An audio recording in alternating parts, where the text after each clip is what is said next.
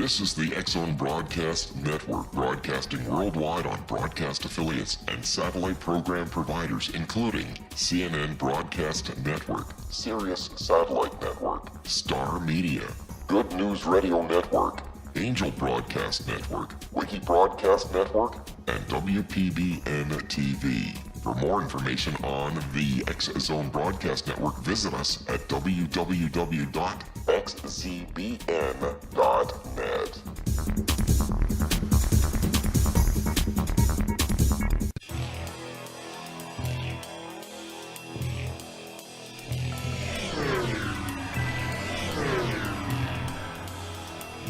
This is A Different Perspective with Kevin Randle.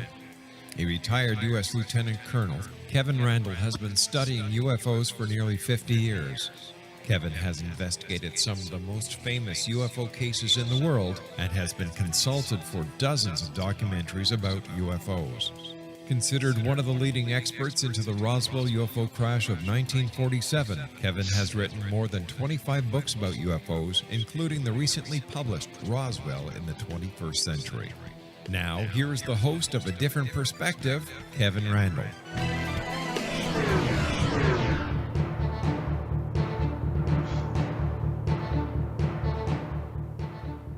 And we have returned from our 167-hour hiatus. This is really A Different Perspective, and I really am Kevin Randle.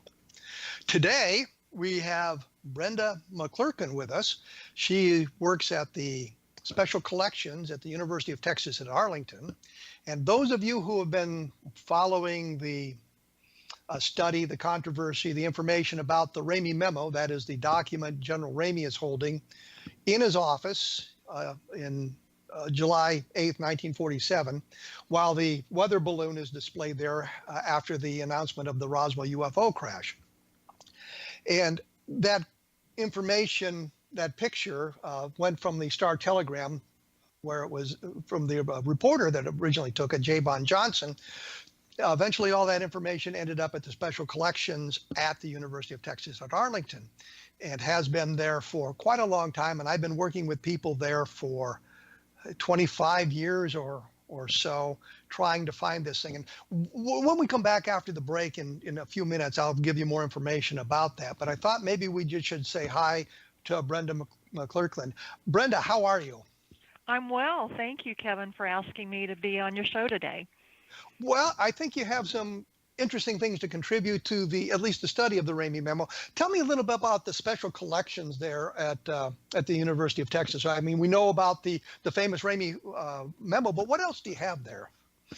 Well, the Special Collections of the University of Texas at Arlington Libraries actually started as the Texas Labor Archives in 1967. So we are about to celebrate our 50th anniversary of the Labor Archives, and we are the official repository for Texas AFL-CIO records. And our oldest union records go back to the late 19th century. They're German brewery workers' records from San Antonio. But we also started collecting shortly thereafter Texas political history. Then we became the University Archives. And in 1973 and culminating 1974, an attorney named Jenkins Garrett, who lived and worked in Fort Worth, but was also on the UT System Board of Regents in the Tarrant County Junior College District, gave the UT Arlington his Texana collection. And his collecting focus was Texas history, Mexico political history from 1810 to 1920, and the U.S. war with Mexico, 1846 to 1848. And his collection included not only book materials, but manuscripts, sheet music, sermons, speeches, military orders, graphics, and broadsides. And well, I've got to break here and ask you a question, because sure. This is March 8th. It's 2 days after the anniversary of the fall of the Alamo. Right. Did that collection include anything about the Battle of the Alamo or the people who were involved? Yes, it does. We have 3 foundation documents for the Republic of Texas. including the original broadside version of the Texas Declaration of Independence. We also have the first newspaper account of the fall of the Alamo, which was published in the Telegraph and Texas Register on March 24th, 1836. So that's a dandy. Well, and I'll just explain, a broadside is like a big sheet of newsprint that was printed and circulated, as opposed to really kind of a newspaper. Right, right. It was the vehicle to inform the general public of the news of the day, right? And one of the things they did, I think Travis had written a letter from the Alamo. Colonel Travis had written a letter that was published as a broadside and circulated throughout Texas prior to the fall of the Alamo. Right. In fact, that issue of the Telegraph and Texas Register includes on the page 4 a copy of a letter from Travis. Well, we're going to have begging for help. Yes, we're going to have to take a break, and I promise we'll get away from the Alamo. Right. I say that to the audience who's tuned in to listen to things about UFOs and that stuff. We'll get back to the Ramey memo. You can find more information about this at www.kevinrandle.blogspot.com. And if you're interested in the Roswell case, take a look at my book, Roswell in the 21st Century. We will be back right after these words.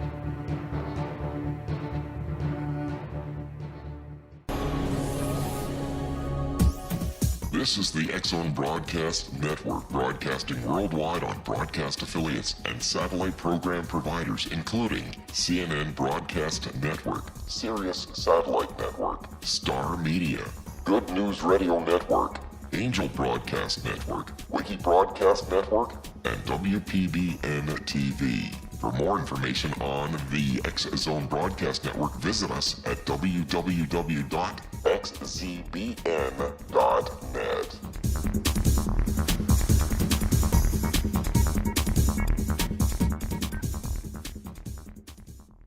How would you like to be able to read other people's minds? Well, the next best thing is here. When you know how to read a person's name, you know how the person thinks, feels, and behaves.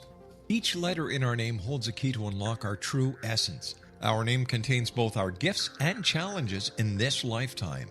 Mnemology science discovers personality secrets hidden in the placement of the letters of our names, including the first and last impression people remember about us. Sharon shows us how to interpret the arrangement of letters as outlined in her book, Know the Name, Know the Person. Sharon Lynn Wyeth created mnemology science after 18 years of research and testing her theories, and has supported thousands of people around the world in understanding themselves and others better. You'll enjoy Sharon's unique teachings as she shares her system to learn the gifts behind your given birth name. Even if you don't like your birth name, there are jewels in this book. If you're thinking of changing your name, ready to name your child, or wanting to get along better with others, this is the book for you. If you'd like to improve your relationships and change your life for the better, get the book today, Know the Name, Know the Person, or visit www.knowthename.com. That's www.knowthename.com.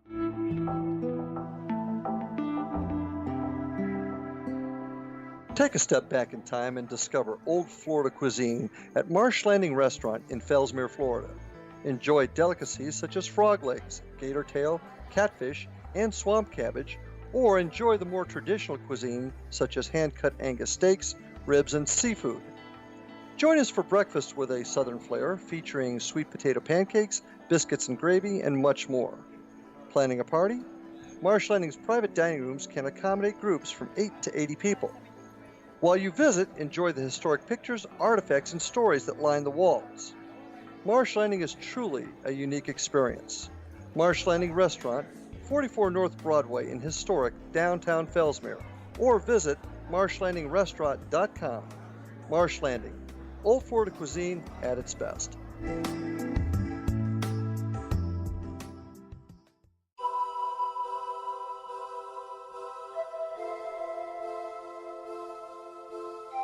If you're a seeker, don't miss the inspiring book Shamanic Awakening, Between the Dark and the Daylight.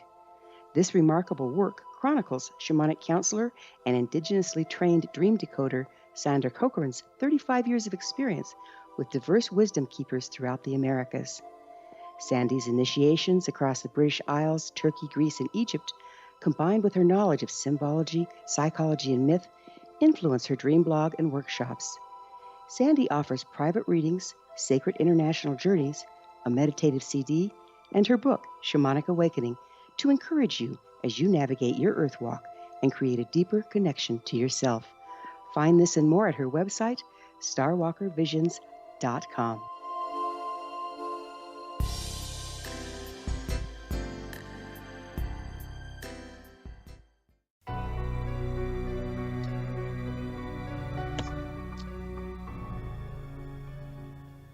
And as promised, we are back. I'm talking to Brenda McClurkin, who is one of the people working at the University of Texas at Arlington Special Collections.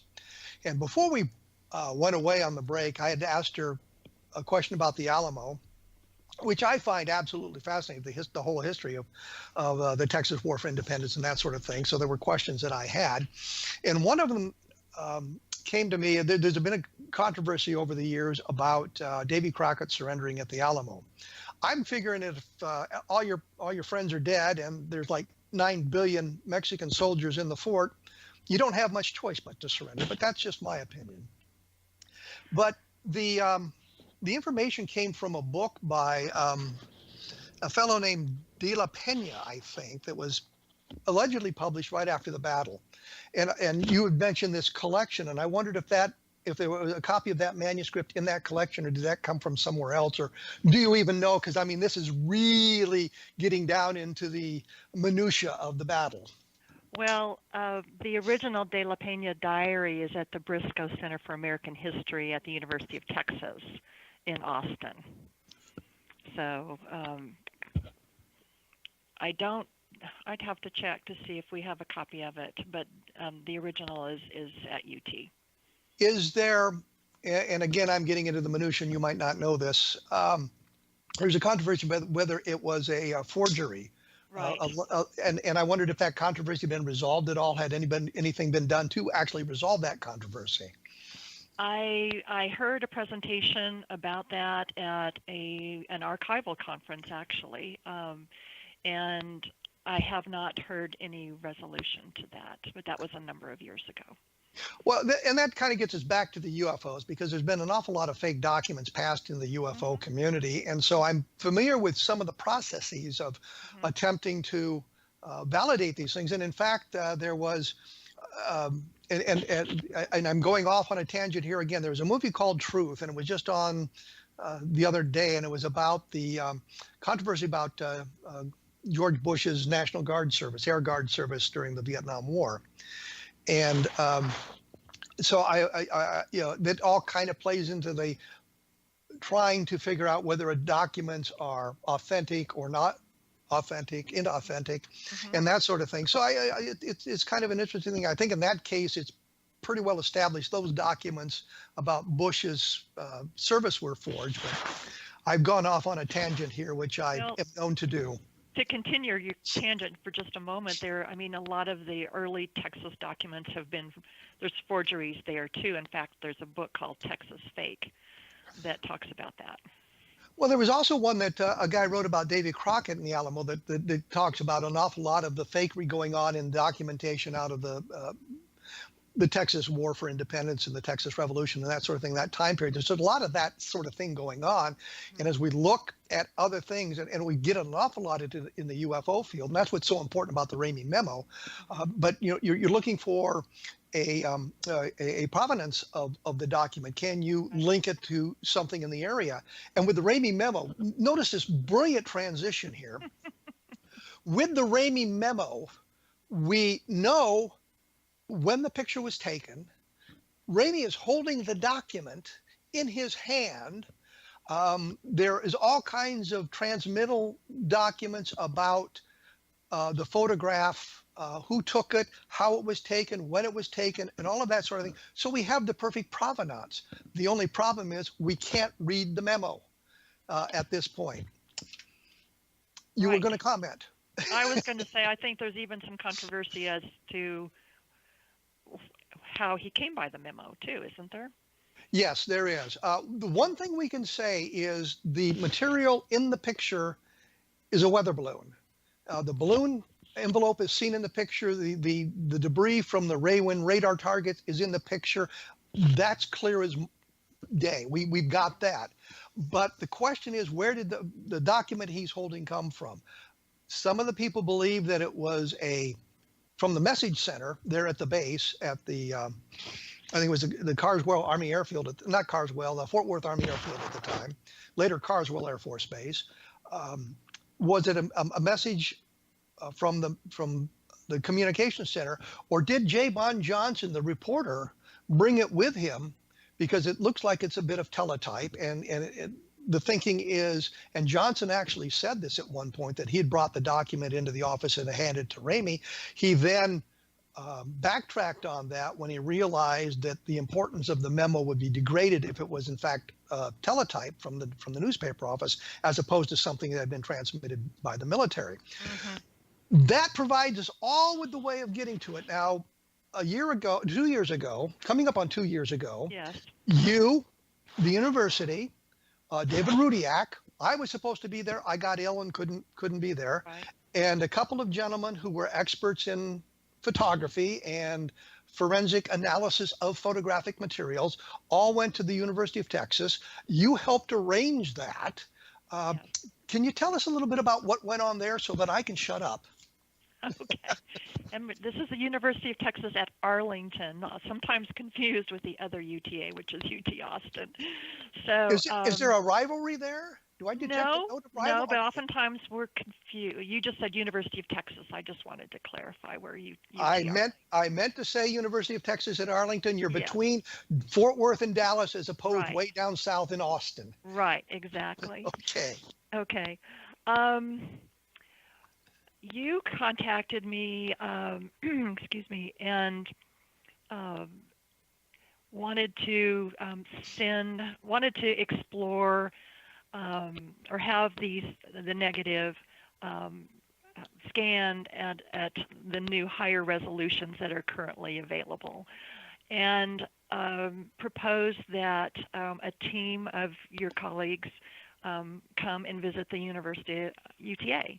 And the request was, we were asked to provide equipment by which the negative could be observed or to be viewed. And one suggestion was a biological microscope outfitted with a camera.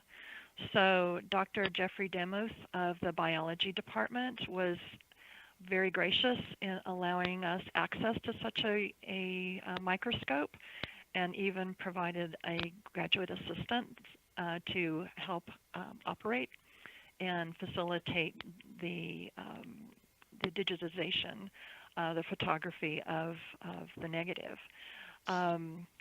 Your team also brought their own camera equipment and special lenses, but we also had in the library a Scan Pro microfilm reader, which I think yielded the best results. So they took multiple photographs of this negative that was originally taken in July of 1947 by the photographer from the Fort Worth Star-Telegram. Right. The photo archives for the Fort Worth Star-Telegram were donated to the special collections. Right. At some point. Along with the and the copyright was transferred at the time of the donation. Yes. That's an important point, because I think an awful lot of times these pictures are printed without the copyright message on them. Right. So without proper attribution, yes. Mm-hmm. I've always tried to make sure that, and when people have asked me about it, I've said, you got to make sure that you get the special collections mentioned there as the holders of the copyright. We appreciate that. So, so you hold the negatives now. There's a total of 7 in this series.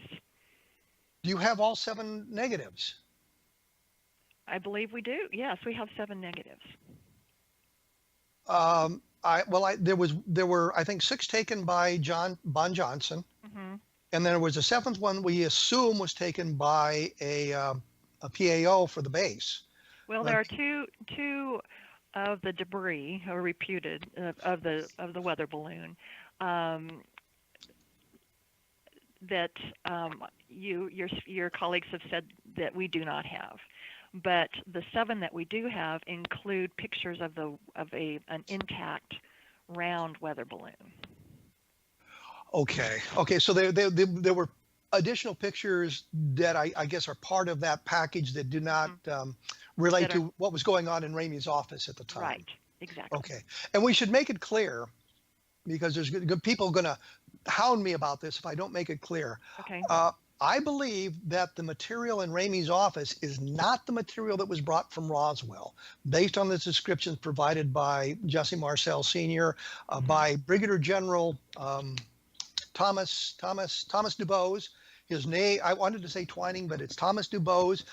In interviews, it said that the material that was in Ramey's office is not the material that had been brought from Roswell. So when you look at the photographs, it's clear that what you're looking at is a weather balloon and a degraded radar target.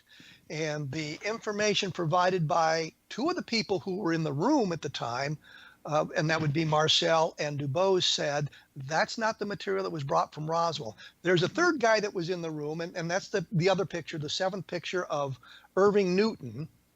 And he has said that when he got there, that's all he saw was a weather balloon. He doesn't really know anything else about that. So there are those pictures there. You have those. These were scanned in various conditions, various lighting, various contrast, doing all kinds of on various pieces of equipment, and they ended up with a large number of photographs, didn't they? Yes, they did.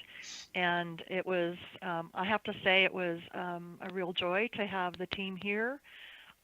They were very careful in handling the negative and very conscientious about the lighting, and they even brought a thermometer to monitor the temperature of the lighted surface that the negative was sitting on for underlighting, and they were intensely concerned about maintaining the integrity of the negative and not causing any damage to it. So we greatly appreciated that. And one of the things that was accomplished here, which is really not all that important, was they were able to get the full negative. And oftentimes when we see these pictures published in books and things like that, it's only part of the center of the negative, you might say. And there's a lot of other details around the photograph that are on the pictures that they were able to secure at that time. Right. They were here 2 full days. And I think we spent probably close to a full day in the biology department in their lab with the microscope. And I should point out, it took us 2 years to arrange this too, because of all the things that went on ancillary to that. I'm gonna go off on a tangent here because we're coming up against a break in a few moments, and I just wanted to say that. And we'll get more into this a little bit later, that a website is being created so that anybody who's really interested in this can get the highest resolution scans. They can see what went on. They'll get a lot of information about how all of this progressed at the time. Right. And so that if they're interested in doing research about the Ramey memo or trying to decode it themselves, that's something that can be accomplished by looking at the material on the website. I'm not sure if that's active yet, and we'll get to that in a minute. So like I said, when we come back, we'll be talking about that. We'll be talking about some of the other things that went on, and I'll be putting up some more information about this at my blog at www.kevinrandle.blogspot.com, and we will return right after this.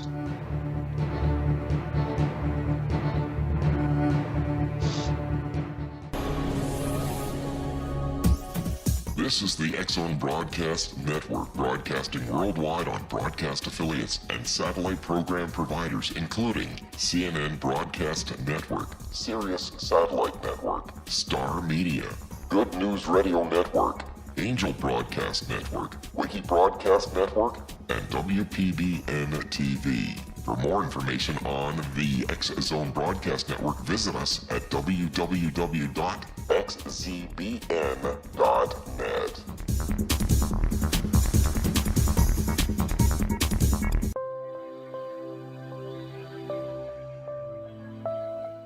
There's a legend shared by many indigenous cultures of a time when the nations were cast to the four corners of the world.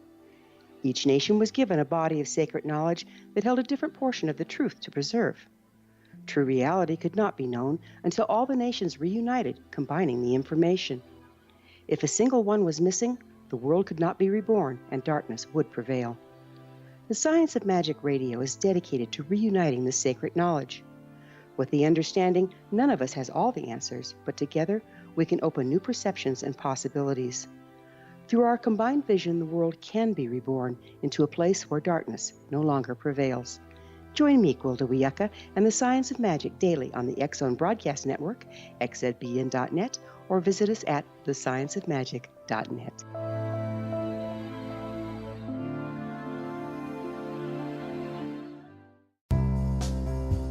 Gibbs A. Williams, Ph.D., is a practicing psychoanalyst, supervisor, researcher, and author in New York City. Much of his life has been dedicated to understanding nature and the uses of meaningful coincidences or synchronicities. His radical and original non-Jungian, non-mystical, non-magical theory of synchronicities illuminates much of the fog surrounding this challenging and perplexing topic. His ideas and manners are fresh, presented in a style that is both entertaining and highly informative.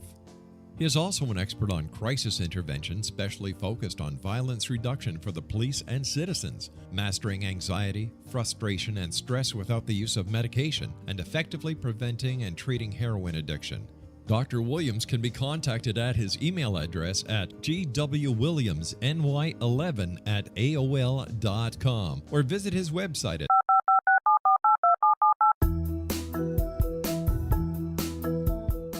Did you know that when you're on the road with limited data or Wi-Fi, you can still listen to the X-Zone Radio Show with Rob McConnell, The Science of Magic with Gwilda Wiyaka, X-1, Dimension X, Space Patrol, and every minute of the X-Zone Broadcast Network by calling 213-401-0080, courtesy of Audio Now. No smartphone, app, or internet needed. It saves your data plan and it's free if you have unlimited minutes. Call 213-401-0080 to listen on any phone, anytime, anywhere. Remember 213-401-0080 for the best of the paranormal, parapsychology, and sci-fi radio programming anywhere, 24/7, 365.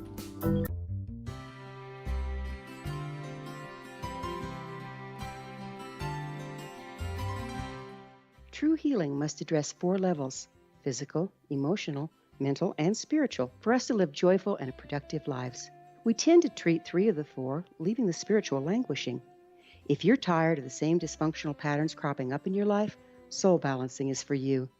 Trixie Phelps, owner and founder of Soul Balancing, is a naturally gifted energy healer trained in numerous esoteric forms, including shamanism. Trixie has created a powerful modality that safely and effectively clears your energetic field. A soul balancing session can remove interference, heal trauma, and restore your hope. Contact Trixie for a life-changing long-distance session today, www.soulbalancing.world.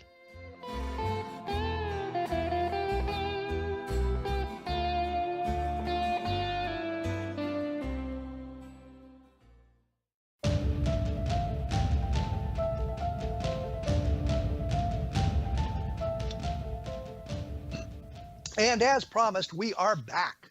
I'm talking with Brenda McClurkin, who is a team member at the University of Texas at Arlington Special Collections, where the negatives for the Ramey memo are being housed. And I thought before we get to the website and some of the other things, I would kind of give a brief history of how I got involved in this sort of thing, which comes many years ago. When I began the Roswell research, we learned that, of course, there were these photographs that had been taken in Ramey's office, and I was trying to trace them down. And the original message, copyright material I had, said that it was from the Bettman Photo Archives. I wrote to them, and they said no, those pictures had been gone somewhere else. And I knew that it had been taken by the fellow at the Fort Worth Star-Telegram, and I asked them about it. They pointed me to the Special Collections. I wrote to a woman there named Betsy Huden, and this was like 1989, so it's a long time ago. And she said that somebody else had just been in there looking at it, and he was the guy that took the photographs, which was J. Bon Johnson. Oh, okay. And I had asked if she could tell me how to get in touch with him, and she didn't feel right about doing that. But I suggested, if I send you a letter, would you forward it to him? And she said she'd be happy to do that.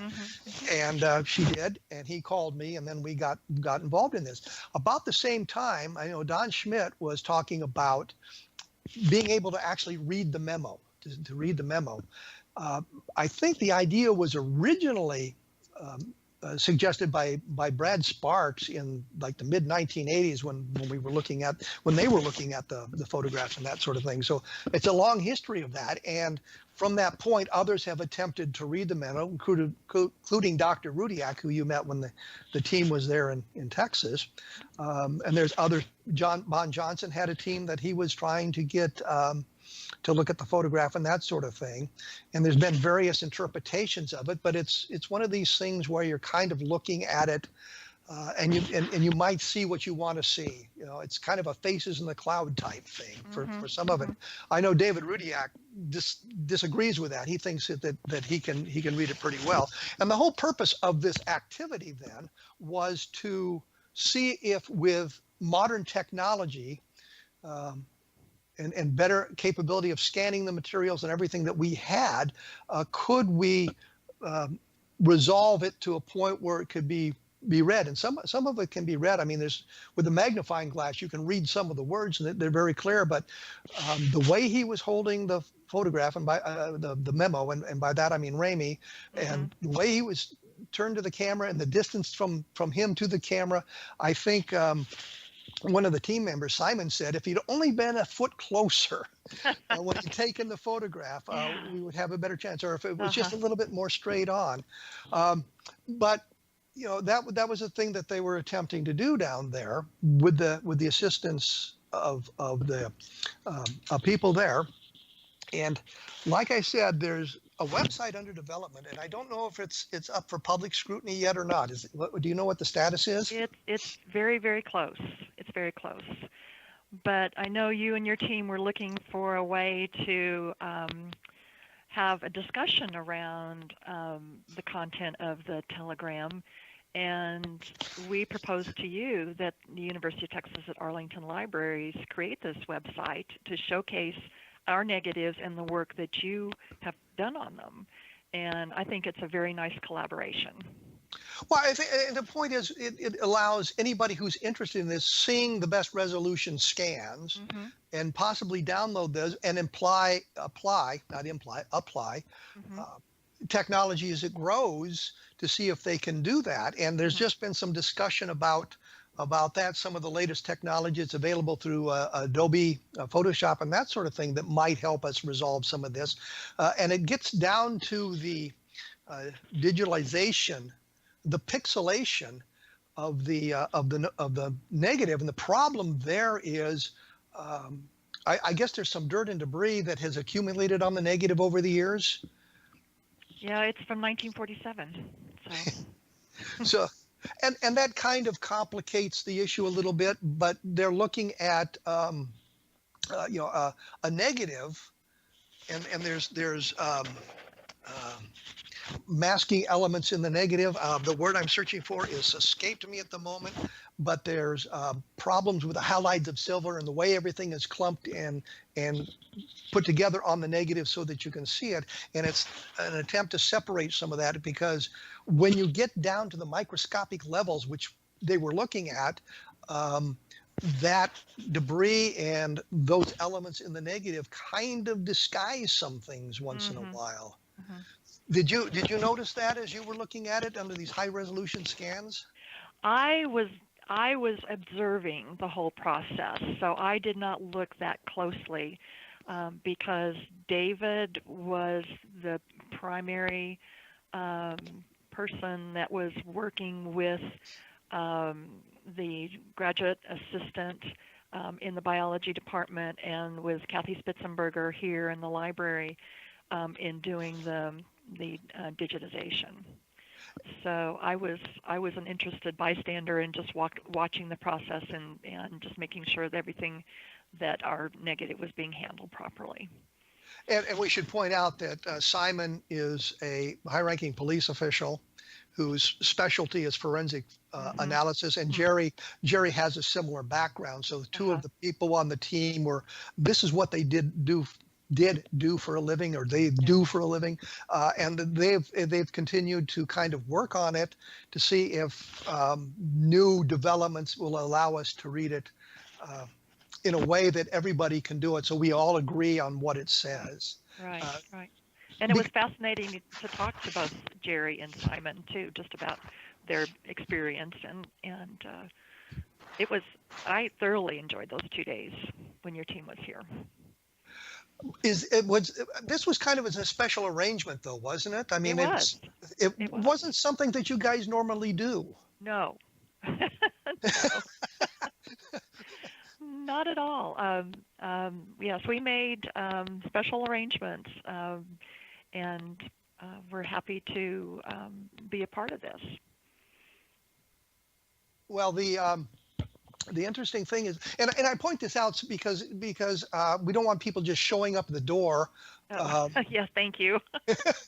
Saying we'd like to see this negative now. I mean, it was a process that took about 2 years to get everything arranged and make sure that the university was protected and the copyright was protected and that the negative was protected, and everything worked out that way. So it was a long, involved process that way. Our digital creation department did the website, and I think they've done a fine job. So. I would not argue that point with you. So the whole thing was something that was very specially organized to do this special thing. Have you done similar things in the past for other elements of special collections? We do have a major website called A Continent Divided, which highlights our Mexican War materials, but it has a much broader focus and includes graphics and the broadsides that you talked about, manuscript letters and diaries and journals, and so there's thousands of pages in that. This is the only one that we've done with such a narrow focus. But we also have a digital gallery, and the Roswell negatives are included in that as well. If you Google UTA Digital Gallery, you can find that quite easily. But we're getting involved in more and more digital work. But you're saying these negatives now, are these the scans that were made with the team there a couple of years ago? No. Or are these? No, those what's up in our digital gallery are JPEGs, and the website that's specifically highlighting the Ramey memo has its own unique website, and those have very high resolution images. And that website will be up in a matter of days, matter of weeks. I'd have to check with our web developer. It's very, very close. I know I've looked at it, and you all have looked at it, and I just don't know when it's it's up. It's up now, actually. So, should we tell people how to find it? I would think that would be a very nice idea. Yes. Okay. All right. If you go to library.uta.edu/Roswell, that will take you there. So it's library.uta. Edu Oh, edu. /Roswell. Let's see Okay. if it takes me there. So the people want to see what, and the better resolution scans are on that website. Is that correct? Yes, and it's called the Roswell UFO Incident. in case you can't figure that out. Yes. If I walk in on the street and want to see see something in the special collections, is there a process I need to go through? How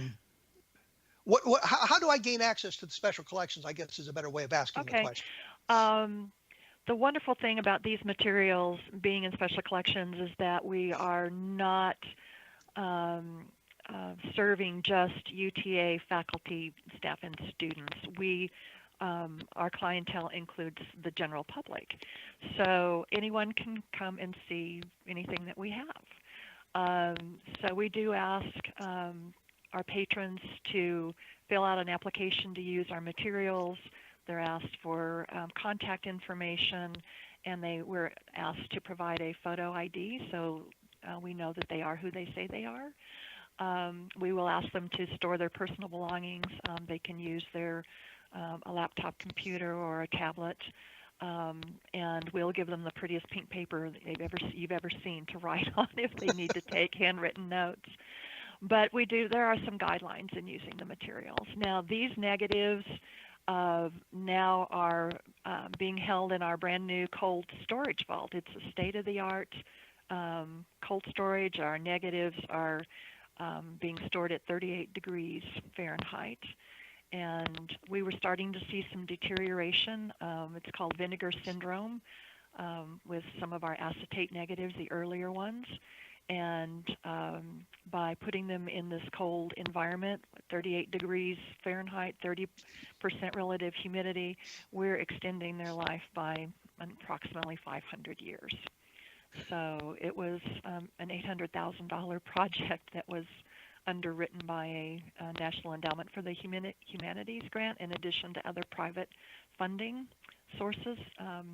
And we've just moved our negatives into the vault May and June of last year.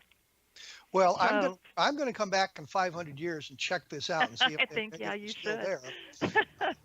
We're going to have to take a quick break here. Okay. And before we get to our last segment and chat a little bit more about this and maybe give some more information about the Ramey memo. And I will put this information, especially about the contact information, up on my blog at www.kevinrandle.blogspot.com so that people can use their computers to look at this stuff and suggest that if you have something you want to look at the special collections, I mean, as someone outside, that you contact the special collections before you just show up at the front door with your request. Right. Some materials, I mean, things that are in cold storage, we have to wait 24 hours.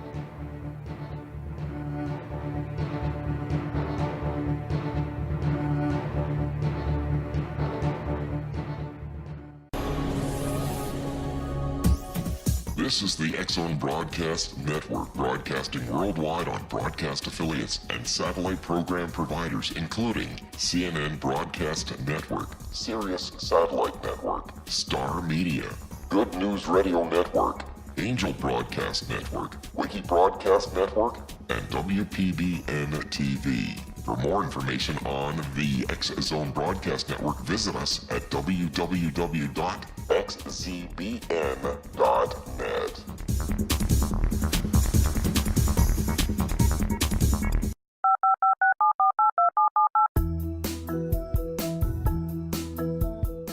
Did you know that when you're on the road with limited data or Wi-Fi, you can still listen to the X-Zone Radio Show with Rob McConnell, The Science of Magic with Gwilda Wiyaka, X-1, Dimension X, Space Patrol, and every minute of the X-Zone Broadcast Network by calling 213-401-0080, courtesy of Audio Now.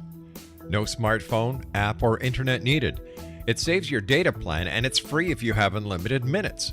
Call 213-401-0080 to listen on any phone, anytime, anywhere. Remember 213-401-0080 for the best of the paranormal, parapsychology, and sci-fi radio programming anywhere, 24/7, 365.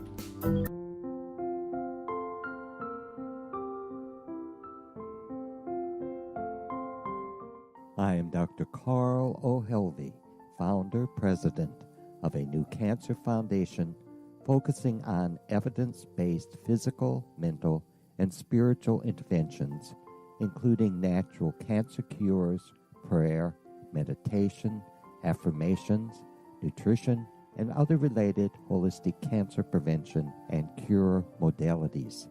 These are used in cancer education, research, and financing care. I ask for your help to continue this important work by donating at www.holisticcancerfoundation.com.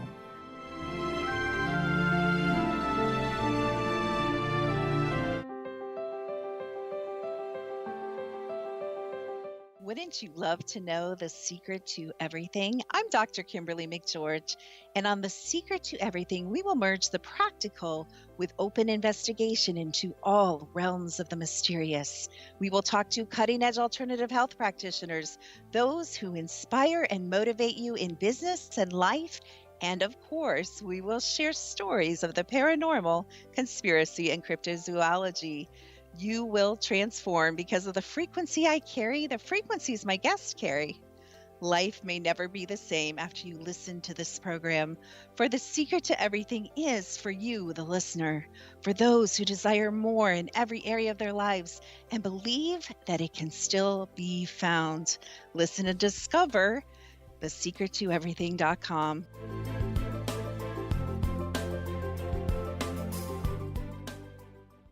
Little children aren't the only ones afraid of the dark. Millions of soldiers return from war zones with PTSD, anger, frustration, fear, and loneliness, much of which surfaces during the darkness of the night.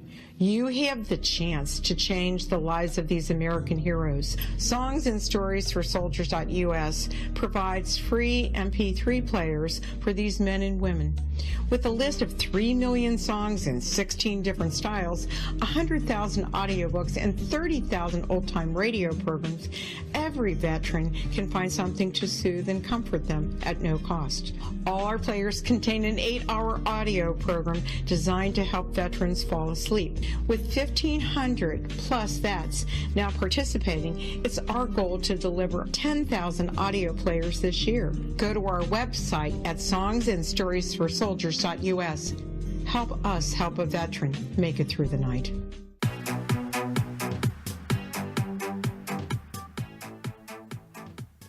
And as promised, we have returned. I'm joined with Brenda McClurkin here from the University of Texas at Arlington Special Collections.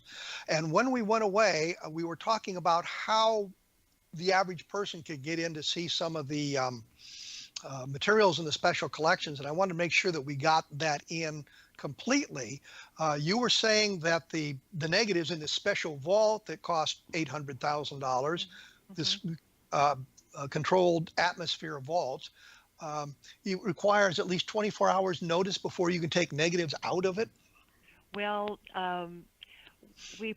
it takes 24 hours for the negatives to acclimate because they're in a 38-degree temperature. We can't just take them out and put them in regular room temperature. So we do pull negatives every day, and we have a highly complicated system of making the transition. They go into a picnic cooler, really, is what it is, and they stay there for 24 hours until they come to room temperature, and then we can make them available. So it's always a good idea to let us know in advance that you're coming, that one's coming, and what you're interested in seeing, so that helps us do a better job in preparing for our patrons' visits. So, like I said, I mean, we want to make sure everybody understands that, you know, you're obviously willing to share the materials in the special collection with anybody who'd like to see it. Hmm. But as a courtesy, you should announce that you're coming. You shouldn't just decide, let's go to the special collections today and see what we can see. Right. But make some arrangements before you get there so that you can see everything you want to see in the proper time frame. Let me put you on the spot here. Okay.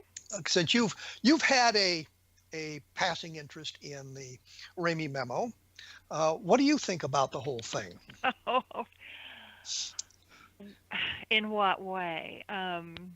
It does. What I see in the photos, does not look like UFO debris to me at all. So, are you talking about the text of the memo? Well, no, itself? I'm thinking about mostly the whole. Is it possible that there was a UFO crash at Roswell and some of the well, obviously the material in the photograph is a weather balloon. I mean, that's a given. I mean, nearly everybody says yes. Some people think that some of the real debris is hidden among the weather balloon debris. I think Jesse Marcel actually said that they put brown paper over some of the debris and to disguise it and then scatter the weather balloon stuff on top of it. Oh, on top that of it. sort of that sort of thing. But I'm thinking more the general idea. You're not really a UFO person, but you kind of the idea that there was a UFO crash at Roswell. Is this something that you consider as being possible? Well, I guess anything's possible. I don't really have an opinion. I'm interested in the historical evidence as a historian and an archivist, and documenting what's there. It's interesting to think about if there was a UFO crash, what happened to that debris and to the aliens that were allegedly on board. So it's an interesting conundrum. And, well, that kind of spins me off into another question here, because you say as a historian you're interested in the history of it, but if you're looking at, say, the Texas Revolution materials, do you have a more interest in that kind of thing, or are you still looking at it from a kind of a different perspective, to coin a phrase? Well, I guess with the Texas Revolution, I have a great interest in that. I'm not a native Texan, but I got here as soon as I could, and I love Texas history. And there's so many more sources of that information as far as the documents, printed sources. There's correspondence and diaries and journals and maps, and it comes in so many different formats. This is, I mean, it's a huge incident, and it would have tremendous impact if it was verified, but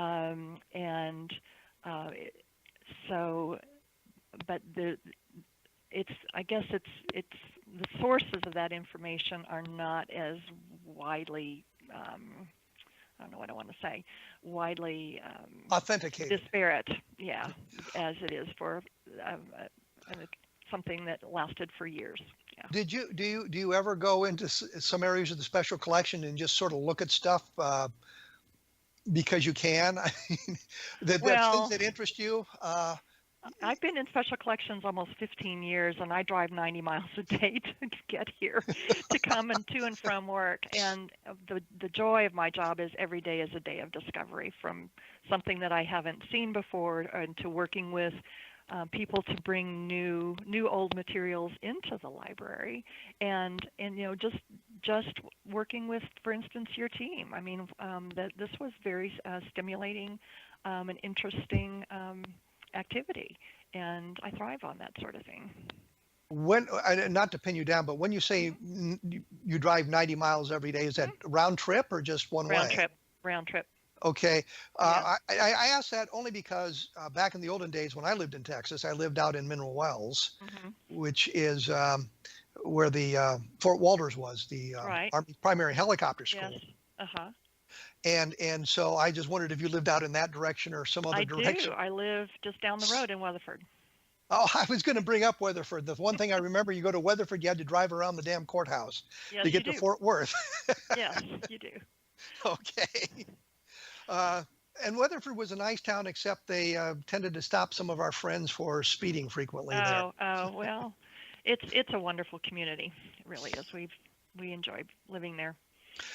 In the special collections, is there any other UFO-oriented material that gets questioned very often, or is this really kind of it with the Ramey memo? This is it, and really, of the over 4 million negatives in the Fort Worth Star-Telegram collection, this is by far our most widely requested image. Do you, if somebody asked you to make prints of it and send them to you, did you do that sort of thing? I mean, not for free, of course, but would you make prints for people? They can download those JPEG files off of our digital gallery for free, and you can download off of the Roswell UFO Incident website at no charge. But yes, we can provide a scan. There's a $10 preservation fee for that, and we do charge a publication fee if it is a commercial publication. But otherwise, for scholarly use or personal use, there's no publication fee charged. So what we're saying here is you can get access to almost the best material possible on the Ramey memo now through the internet. You don't have, because when I began, we had to order pictures. Mm-hmm. And I know that Stan Friedman had paid someone, probably 20 years ago now, to go to the University of Texas at Arlington, special collections, and collected the negative to take it out to be scanned, so that at that time the best resolution scans that would be available, and then of course return it to them. And now if I wanted the Ramey memo, I could send you an email and you'd say, hey, here's how it's on the internet. You can download it yourself here in a matter of seconds. Right. Yes. But there is a publication fee for that. And the other thing. No, not if you if it's to be used in a commercial publication. Yes. Then yes. We would like to be contacted for permission to publish. Okay. And that's an important point, because I know a lot of this stuff circulates on the internet without the proper credit being given and that sort of thing. The other thing I was going to ask you quickly, because we're really running out of time here, is you say there are 4 million negatives in the Fort Worth Star-Telegram archive? Right. And it's we haven't counted every one of them, but we estimate at least 4 million, and some have estimated 4.8 million. We've got over 5 million negatives in our collection, and that's why the cold storage vault was an imperative for us, or we were going to lose our history. What's the earliest photograph you have? We have some daguerreotypes that date back into the 1840s. Oh my Lord! Mm-hmm. And the Star-Telegram? Not in the Star-Telegram, no. Just in our photo collections, yeah. In the Star-Telegram? In the Star-Telegram, we have negatives going back to the mid-1920s. They're glass plate negatives. And in the film negatives, the earliest date back to about 1935. Do you have any Civil War photographs in all of that? Yes, we do. And a lot of the Civil War materials we have some that were copied by the Fort Worth Star-Telegram, but a lot of those images are nestled into collections of personal and family papers too. So we really have a wonderful collection. Well, listen, we're right out up against the end of the program. I was going to say the deadline, the end of the program here. I'd like to thank you for taking time to chat with us, sharing the information. Thank you. About. It's gone by so fast.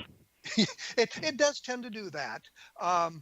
And as you say, you can look at some of the negatives. You go to library.uta.edu/Roswell, and you can bring those up on your home computer immediately, if not sooner. Right. Well, thank you. You're welcome. No, you were going to say, and? I was just going to say there's additional discussion, and I mean there's the original negatives plus the work that your team did, so there's lots to look at. Okay, well, thank you very much, Brenda, and I'm sure we'll have a chance to chat again at some point. I hope Thank- And as I say, I'll have more information about this up at my blog at www.kevinrandle.blogspot.com, and take a look at the other fine programs on the X Zone Broadcast Network at xzbn.net, and you can take a look at what other people are talking about on all of that. We will return in 100